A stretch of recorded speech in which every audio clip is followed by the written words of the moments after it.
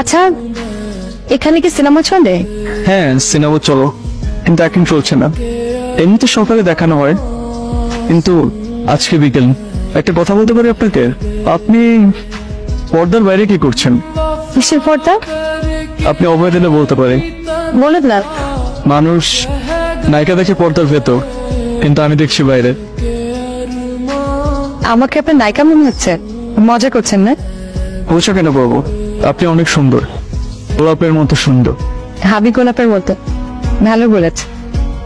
আপনি গোলাপ জল চেনেন? গোলাপের ঝরে যাওয়া পাপড়ি দিয়ে ভেজানো জল। আমি হচ্ছি সেটাই। আজ আসি। আরে আপনি আপনি আবারও এসেছেন? হ্যাঁ, এসে আপনাকে পাচ্ছিলাম না। কোথাও গিয়েছিলেন? আমি একটু বাইরে ছিলাম, বসেন না।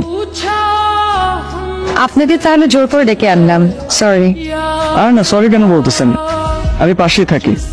আসলে সেদিন তবুও সময় দিলেন, তাই ভাবলাম ধন্যবাদ পেয়ে যাই। ধন্যবাদ দেওয়ার কিছু নেই, আপনি চাইলে আজকে আরো বেশি সময় দিতে পারেন। সিনেমা হল চালাতে চালাতে আপনি কিন্তু সুন্দর ডায়লগ শিখে গেছেন।